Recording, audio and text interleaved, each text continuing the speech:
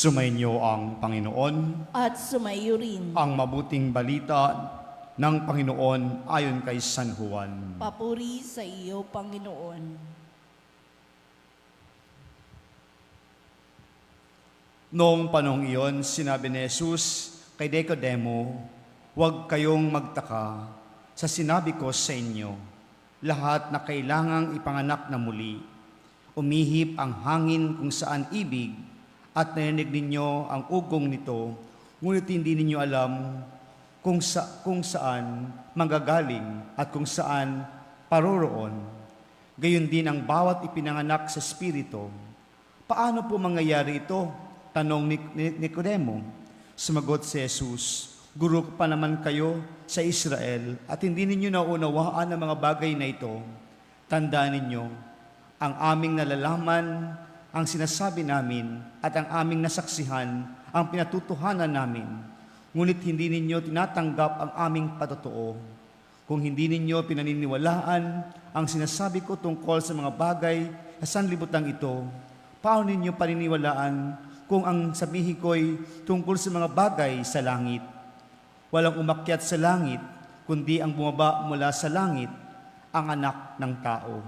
At kung paano itinaas ni Moises ang ahas doon sa ilang, gayon din namin kailangan itaas ang anak ng tao, upang ang sinumang sumasampalataya sa Kanya ay magkaroon ng buhay na walang hanggan." Mga kapatid, ang mabuting balita ng Panginoon. Pinupuri ka namin, Panginoong Jesucristo. Magsiupo po ang lahat at makinig sa homilya. Isang magandang umaga po sa ating lahat. Sa pagpapatuloy po natin ang ating pagninilay sa Pasko ng muling pagkabuhay, dumako na po tayo sa 2 linggo.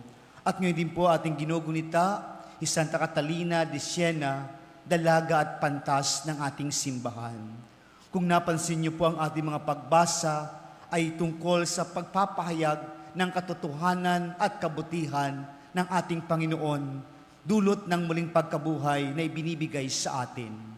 Sa unang pagbasa, binibigyan po tayo ng mga halimbawa ng mga unang Kristiyano at mga apostol o alagad ng ating Panginoon kung paano sila nabubuhay upang ipakita ang muling pagkabuhay ng ating Panginoon, ang presensya ng Diyos sa atin.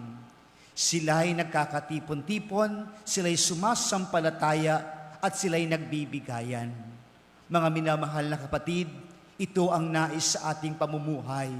Nagkakatipon-tipon o nagkakaisa sa damdamit isipan upang sumampalataya sa Panginoong muling nabuhay na ibinibigay sa atin.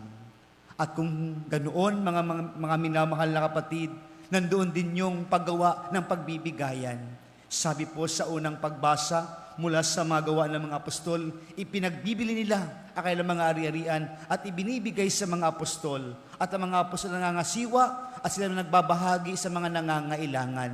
At may isang pangalan doon, na ginawa ang pangalan ni Jose. At tinagurian nilang Bernabe, nang ibig sabihin ay matulungin. Mga minamahal na kapatid, sa muling pagkabuhay ng ating Panginoon, ito rin ang mga bagay na dapat nating isagawa at dapat tularan, ang matulungin. Ang muling pagkabuhay ni Jesus nagdadala sa atin, hindi lang sa Kanya, kundi para sa ating lahat. Kaya po, ibinabahagi natin ito o binabahagi na rin sa atin ang mga bagay na ito upang tayo magkaroon ng puso at isipan na marunong magbigay. Hindi lang sa mga material na bagay, kundi marami tayong pwedeng maibigay. Kaya nga po, mga minamahal na kapatid, walang dukha ang walang pwedeng maibigay. Lahat tayo makakayahan na magbigay.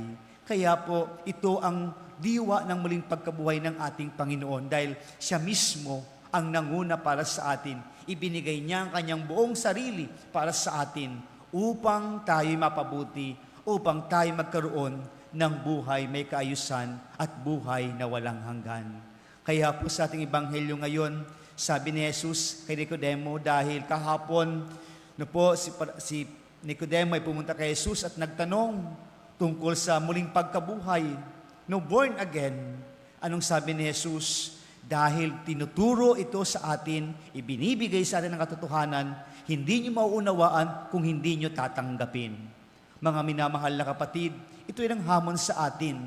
Kung hindi natin tatanggapin ang katotohanan na may kabutihan ng buhay, hindi tayo makakagawa nito sa ating pang-araw-araw na buhay. Mga minamahal na kapatid, tanggapin natin na may katotohanan. Ang muling pagkabuhay ni Jesus ay may dala ng isang tunay na kabutihan para sa katauhan. At ito dapat nating tanggapin at yakapin sa buhay natin araw-araw at gawin natin to bilang patotoo na ang Diyos ay buhay sa atin. Mga minamahal na kapatid, pagsasabuhay po nito sa atin. Pagsasabuhay pang araw-araw na ibinibigay sa atin ngayon ng ating mga pagbasa, higit sa lahat ng ating ebanghelyo, ang pagpapatotoo ukol sa ibinibigay sa ating totoo ng Diyos o hayagan na ibinibigay ng Diyos sa atin. Tayo po ay may katotohanan din. Lahat tayo ay taglay ang katotohanan, hindi ang kasinungalingan. Kung tayo po ay taglay ang katotohanan at mamuhay sa katotohanan, magbibigay sa atin ng buhay na walang hanggan. Mga minamahal na kapatid, ano ang kabaliktaran, ang kasalungatan nito sa buhay natin? Kung tayo ay sinungaling, mapapahamak tayo at tayo ay mapupunta sa kamatayan at tayo ay magdurusa. Kaya mga minamahal na kapatid, ito ang bagay-bagay na dapat nating isaalang-alang at dapat nating bigyan ng halaga dahil may katotohanan ang buhay natin. Taglay natin ang katotohanan. Ipakita natin ang katotohanan ito na tayo ay kasangkapan ng kabutihan ng Diyos na magpapahayag ng kanyang kabutihan at tunay nating matatamo ang buhay na walang hanggan.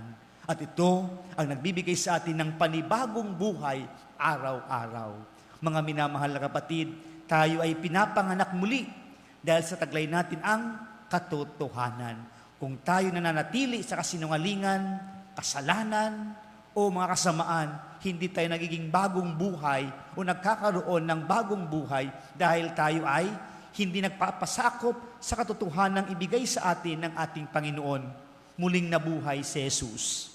May liwanag na dala si Jesus. Pinapanibago tayong lahat.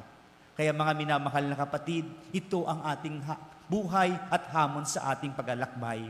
Kaya po sa pagpapatuloy ng ating pagdiriwang, sa pagpapatuloy ng ating pagninilay ng muling pagkabuhay, ngayon ay Martes ng ikalawang linggo ng muling Pasko ng muling pagkabuhay ng ating Panginoon, nagpapaalala, may tinuturo sa ating katotohanan, taglayin natin ito upang tayo magkaroon ng buhay na walang hanggan. Amen.